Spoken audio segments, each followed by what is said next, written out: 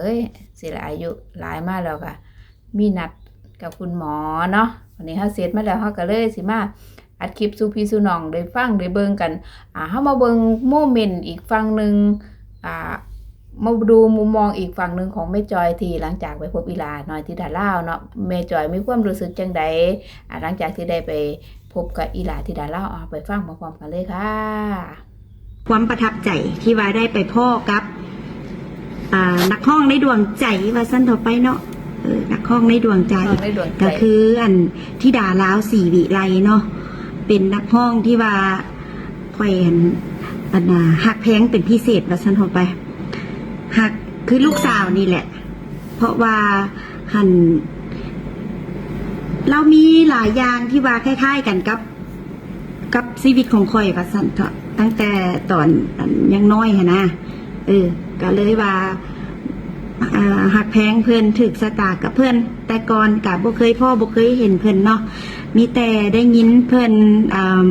เรื่องราวของเพื่อนผ่านทั้งพ่อภูศรีวิไลพอเพื่อนหันเนาะก็เลยมีความรู้สึกว่าเด็กน้อยคนนี้เป็นตาแบบเป็นตาอีตนแท้ชีวิตคือเฮาสมัยยังน้อยแท้อย่างสินะก็เลยว่ารู้สึกว่าอยากยืนน้ำใจให้อย่างสินะอันใดที่พอเฮาสามารถซอยเหลือน้องได้อุ้มซูน้องเพิ่นได้ก็อยากเฮ็ดว่าซั่นเท่าไปบ่เคยเห็นหน้าบ่เคยได้ยินเสียงบ่เคยได้ล้มกันจักเทื่อกับที่ด่าลาวนี่เนาะส่วนหลายกะ100%เลยกะผ่านทางพอภูของเพิ่นทุกสิ่งทุกอย่างเนาะขออนุญาตทางพอภูเนาะว่าข่อยขออนุญาตไปหาลูกสาวเด้อเพราะว่าข่อยเคลียร์ธุระทางเวียงจันทน์นี่เรียบร้อยแล้วข่อยสิขึ้นไปสวรรค์เขตไปหาลูกขออนุญาตไปหาลูกว่าเพิ่นกะอนุญาตให้ขึ้นเมือเนาะก็ขึ้นไปหาลูกโทรไปหาลูกสาวจะทำอะไรก็คือขออนุญาตแม่บ่ทันฮอดดอกลูกมื้อนี้ว่ะสิเซอร์ไพรส์เพิ่นโดยบ่เป็นหยังแม่ว่าซั่นได้ยินเสียงลูกเสียงอันนั้นจากโทรศัพท์ได้ล้มกันเทื่อทำอิดในชีวิตเนาะได้ยินเสียงลูกว่าเป็นตาแพงเสียงเพิ่นหั่นก็ฮัลโหลว่าซั่นเสียงน้อยๆนี่ว่าอันอีลาแม่บ่ได้ไปฮอดซ้ำล่ะลูกเอ้ยมื้อนี้น่ะค่ำแล้วแม่หันย่านแม่บ่เห็นหุงเข้าทางบ้านลูกบ่เป็นหยังจ้าว่าซั่นอันเสียงเป็นตาฮักเอาแท้ว่าพี่น้องบัดแล้วก็ค่อยก็ด้านล้นไปจนว่าไปหาลูกจนได้เนาะไปเห็นเพิ่นเห็นลูกแลนออกมาเนาะตัวน้อยๆนึงน้อยก่อนที่ข่อยคิดไว้ตะกี้ข่อยคิดว่าลูกข่อยกะสิโตใหญ่เติบว่าซั่นเถาะเพราะว่าข่อยสั่งเครื่องมาแต่อเมริกาข่อยกะสั่งเครื่องนุ่งเล่นนะแบบเป็นเสื้อเป็นกระโปรงเป็นเอียงที่ข่อยคิดว่าคือข่อยหักเด็กน้อยผู้หญิงนะซื้อโบมัดผมซื้อเป็นอย่างข่อยก็ซื้อตามขนาดที่ข่อยคิดว่าลูกหน้าสิซ้ำนี่นะบัดใดแท้แหละลูกตัวน้อยแท้น้อยว่าข่อยมากอดแล้วนะอุ้มก็ขึ้นเบาๆเป็นตาแพงเอาแท้เอาว่าอันเพิ่นมัดผมอันนั้นส่งจุ๊บเพิ่นนะค่อยแพงเอาแท้ว่ามาเห็นนั้นแห้งเป็นตาหักมาเพิ่นกะมานั่งเนาะพ่อตู้แม่ตู้เพิ่นกะมาแล้วก็มีน้องชายเพิ่นน้องชายจักคนเฮือนี่2ว่ะน้องชาย2คนเนาะตัวน้อยๆน้องเพิ่นนะแล้วก็มีน้องสาวอีกผู้นึงมาค่อยกะเอาขนมซื้อขนมหลายเพราะว่า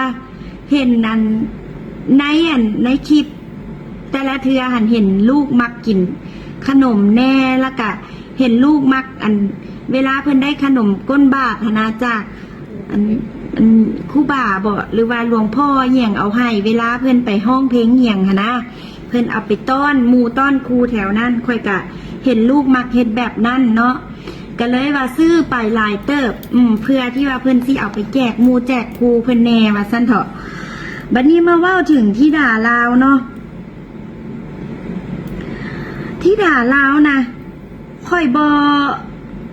ตะกี้เคยฟัง แต่พอภูเพิ่นเว้าเนาะเว้าถึงธิดาลาวหั่นนะ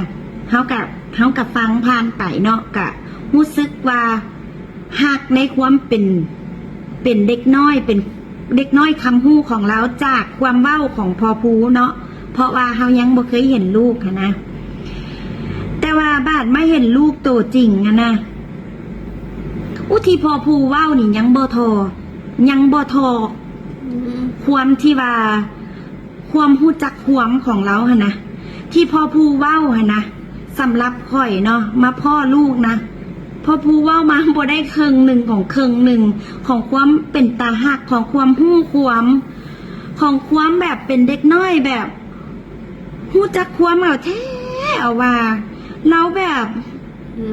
ในใจ กระ ปลื้ ตั ม น มาก ยูนะ ฟังเสียงเว้า คือ แล้ว เห็น วะ อกเห็นใจผู้อื่น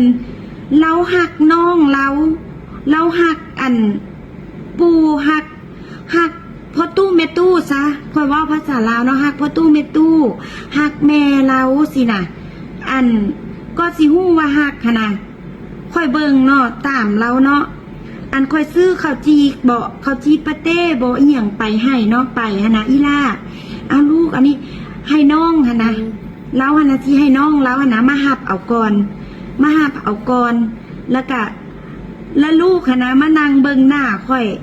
อันที่ด่าลาวหั่นนะมานั่งก่อนแล้วเราก็มานั่งเบิ่งหน้าค่อยนั่งเบิ่งคือแบบและสายตาเราเป็นตาแพงเอาแท้เอาว่าแหละอันนั้นค่อยก็แบบค่อยอยากมอบของขวัญที่ว่าแทนใจค่อยนะให้ลูกค่อยนะค่อยตั้งใจเอาแท้เอาว่าเนาะแบบมันอาจสิบ่มีราคางวดเอียงหลายแบบว่ากระดอกกระเดี้ยอย่างเชี่ยนะแต่ว่ามันเป็นความตั้งใจของข่อยที่ว่าอันให้ลูกโดยเฉพาะอันนะตัวอันนะสร้อยคอแล้วเนาะข่อยก็บอกลูกว่าเอาไว้เป็นแทนใจแม่เด้อละพระนี่ให้เพิ่นคุ้มครองลูกไปฮอดเนาะ ไปฮอดบอนอันห้านหมูกระทะนะแม่บอกว่าลูกไปตักเอาโรเดอร์ลูกอยากได้อันไหนลูกตักเอาเพราะความวันเรานะฮู้ความเห็นอกเห็นใจคนอื่นนะยืนถาดนะให้น้องของเรานะยืนถาดให้น้องก่อนให้น้องหันเป็นผู้ไปตักก่อนแล้วก็ตอนหลังจากเสิร์ฟอันหมูกระทะเหี่ยงคือกันเสิร์ฟน้ำคือกันเย็นน้ำให้จนกล้วยคนอยู่ในโต๊ะนะแล้วก็คีบพักคีบซีนดัดคือตัวเองนะยังบ่ได้กินแต่ว่าเอาให้แม่ตู้หันก่อนให้แม่เพิ่นก่อนแล้วก็ให้ข่อยนำเนาะจนได้บอกว่าอีหลากินโลดลูกเอ้ยลูกกินก่อนอีหลายังบ่ทันได้กินตั้งเป็นตาหักตั้งเป็นตาแพงเด้อนิสัยเป็นตาแพงข่อยบ่สร้างสีเว้าแต่ว่าเป็นตาหักหลายแบบต่างจากเด็กน้อยหลายคนนะสายตาเราเวลาเราเบิ่งเฮาแล้วตั้งกตัญญูเนาะตั้งกตัญญูอีหลีพาลูกเข้าไปในหันเนาะกับแม่ตู้เพิ่นก็เลยบอกเพิ่นว่าอยากได้อย่างให้เลือกเอาโลดนะที่ด่าเราบ่เลือกเอาอย่างจักอย่างแม่ตู้เพิ่นคือกันได้คุ้มเอาแท้ว่าหนูเกรงใจแม่จอยหนูเกรงใจแม่จอยว่าซั่นหนูเกรงใจก็เลยลูกบ่ต้องเกรงใจแม่ให้แม่ได้ซื้อให้ลูกพาลูกหันไปตลาดสวรรค์ไซอีกไปเลาะซื้อสิ้นใหม่ถามเอาตัวใดคือที่ด่าเราเป็นเด็กน้อยที่แบบว่าเกรงใจฮะนะอันใดก็เกรงใจแบบแล้วก็คือแม่เลือกอันใดให้ก็เอาสินะเป็นเด็กน้อยคำฮู้เอาแท้เอาว่าได้เป็นเด็กน้อยคำฮู้เอาแท้เอาว่าจะแม่นว่าอันพ่อผู้แม่พึ่งแล้วก็อันนั้นพ่อตู้แม่ตู้เพิ่นครอบครัวเพิ่นนะโชคดีกันยังว่า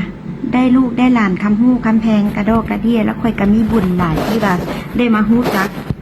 เพิ่นนะกับพาลูกหันเมื่อทรงน้ำตาค่อยกะสิไหลเมื่อทรงหันกันเลยลูกก็มาหา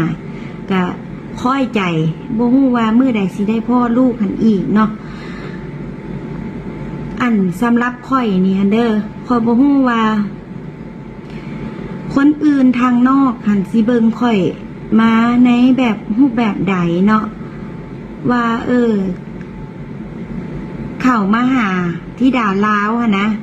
เกาะกระแสบ่หรือว่าอยากเป็นข่าวบ่หรืออันใดบ่หะนะอันนี้นะสาบานได้เลยเนาะสาบานต่อหน้าไปได้เลยเด้อข่อยนะบ่ได้หวังหยังจากลูกข่อยสักอย่างคือเฮาฮักเฮาบ่หวังหยังตอบแทนทั้งนั้นบ่หวังแม่นแต่ความฮักบ่หวังแม่นแต่ว่าให้ที่ด่าลาวมาฮักข่อยคืนหรือมาตอบแทนอย่างข่อยคืนทางนั้นเนาะฮักด้วยจิตใจบริสุทธิ์อีหลีเลยบ่มีหยังแอบแฝงอยู่ในหันแม้แต่น้อยเดียวจบไปแล้วเนาะพี่ซี่ได้ฟังความรู้สึกจากแม่จอยที่พูดถึงอีหลาที่ดารานี่ก็โอ้จะมันเป็นคนดีแห้งเนาะจิตใจดีแล้วก็บ่ได้คิดเอาอิหยังจากอีหลาเลยอาจจะมีคนคิดว่าเพิ่นมาเกาะกระแสหรือจังใดจังซี่นะเพิ่นก็บอกสาบานต่อหน้าไฟเลยบ่ได้คิดอีหยังกับลูกบ่ได้คิดแม่สิได้ความรักจากอีหลาตอบแทนกลับคืนจังซี่นะเพิ่นรักเพิ่นแพงเพิ่นเอ็นดูเพราะว่ายิ่งได้เห็นแล้วแฮงรู้ว่าธิดาลาวเป็นคนแบบกตัญญูแห้งคือสิคิดถึงผู้อื่นก่อนตลอดจังสิแม่คิดฮักยายฮักซ้ำพ่อเฒ่าแม่เฒ่าฮักน้องฮักหยังสินะเพิ่นเห็นแล้วเพิ่นแฮงแบบจากที่บ่พูดให้ฟังว่าเป็นเด็กน้อยแบบนี้แบบนี้เพิ่นไปเห็นไปสัมผัสกับตัวแฮงรู้ว่าเด็กคนเนี่ยแบบกตัญญูแบบขี้เกรงใจสิซื้อหยังให้ก็บ่เอาแบบเกรงใจจังซี่แหมฟังเพิ่นเว้านะโอ้ยเนาะถ้าได้เห็นอีกมุมหนึ่งของธิดาลาวจากคนอื่นเด้พี่น้องแสดงว่าเพิ่นมีบุญสัมพันธ์กันคือว่าแล้วเนาะจังได้มาเจอกันเนาะจังได้ก็ขอบคุณแม่จอยที่มาเยี่ยมลูกๆมาเป็นแรงซัพพอร์ตให้น้องธิดาลาวตั้งแต่มื้อแรกที่เฮารู้จักเนาะจากช่องบ่พูว่ามีแม่จอย USA คอยซัพพอร์ตชุดซัพพอร์ตนั่นนี่นั่นเฮาก็เพิ่งเห็นตัวเป็นคือกันเป็นคนที่สวยด้วยแล้วก็มีจิตใจดีด้วยเนาะสำหรับแม่จอยสำหรับคลิปนี้เนาะไผบ่ทันได้กดติดตามได้ฟังได้เห็นความรู้สึกจากแม่จอยแล้วฝากกดแชร์ในเด้อฝากกดแชร์ออกไปจะได้เห็นมุมมองของแม่จอยว่าพูดถึงน้องธิดาลาวในมุมของเพิ่นน่ะเป็นแนวใดว่าธิดาลาวเป็นคนจังใดเนาะฝากกดไลค์กดแชร์เป็นกำลังแรงใจสร้างสรรค์พลังบวกให้กันถ้ามีคลิปหน้าแล้วเราจะมาพูดคุยกันเนาะสำหรับคลิปนี้สวัสดีค่ะ